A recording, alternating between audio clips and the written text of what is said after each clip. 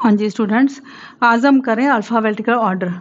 Alphabetical order तो पता है ना आपको, वैसे मिलके ए, पैसों से पहले ए आती है, फिर बी, फिर सी, फिर डी, है ना। ऐसा ही ऑर्डर होता है ना, ए बी सी डी। इसको हम बोलते हैं अल्फ़ाबेटिकल ऑर्डर। जो अल्फ़ाबेट्स हैं ए बी सी, वो कैसे ऑर्डर में आते हैं। एक्चुअली इनको आपको ज़रूरत पड़ती है, जैसे आपने टेलीफोन डायरेक्टरी देखनी हो, ठीक है ना, तो वहाँ पे क्या होता है, ए बी सी डी में ऑर्डर में दिए होते हैं, है ना। ऐसे आप कोई भी करते हो काम, डायरी में कुछ लिखते हो तो A B C D order में नाम लिखे जाते हैं, उसके लिए आपके काम आता है। छोटा सा टॉपिक है। या फिर आप डिक्शनरी देते हो ना, आजकल तो वैसे आप लोग मोबाइल पे चेक कर लेते, कोई मीनिंग देखना हो। पहले था कि जो बच्चे थे, अगर उन्होंने कोई मीनिंग देखना होता था तो डिक्शनरी जो होती है ना, उसमें A B C alphabetical order में जो वर्ड्स ये होते थे, ऐसे तो ढूंढने बहुत मुश्किल है। 500, 1000, 2-2000, है ना, पता नहीं 10,000 भी वर्ड्स हो सकते हैं डिक्शनरी में। तो कैसे ढूंढते थे, कैसे होता था, अल्फ़ाबेटिकल ऑर्डर में होते थे, तभी हम उनको ढूंढ पाते थे। ओके, छोटा सा पोर्शन है, ज़्यादा टॉपिक लंबा नहीं है। इसमें आपने इनको जो रोज़ी बल्कि अपना सॉरी फ्लावर्स हैं, इनका अल्फ़ाबेटिकल ऑर्डर में लिखना है।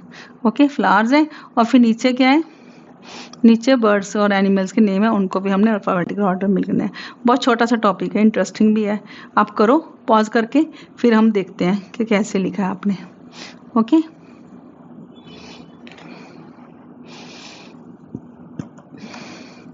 पहले आप पॉज करके इसको कर लो, फिर बाद में प्ले करना है इसको। ओके, हाँ जी, पहले क्या आएगा, ए बी से शुरू हो जाएगा। आप A B C D, D आ गया ना, डेलिया।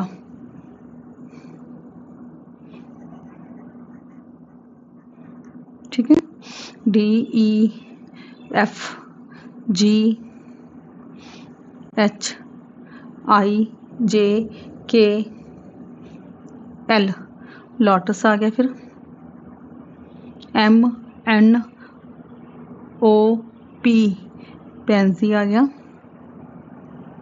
ठीक है, पी फिर क्यू आएगा ना, आर, आर आ गया रोज, आर एस सनफ्लावर आ गया। बहुत इजी काम है बेटा, सनफ्लावर। S T, tulip. आपने ए बी सी से काउंट मिलके ए बी सी शुरू कर देनी है बस, है ना। नर्सरी में जो करते थे आप, वैसे ही करना है आपने। यहाँ पे फिर हम ऐसे ही करेंगे, हम ए बी से शुरू करते हैं। फिर ए से है कोई, नो, ए से तो कोई नहीं है। बी से, बी से जो सारे ये तो पी से शुरू हो रहे हैं, फिर हम किसको कैसे लिखेंगे। फिर जब फर्स्ट लेटर सेम हो तो हम सेकंड लेटर चेक करते हैं। ओके, देखो ना, सेकंड लेटर में क्या है, जे ए है, यहाँ पे भी ए है और यहाँ पे भी ए है। ठीक है, फिर हम थर्ड लेटर चेक करेंगे।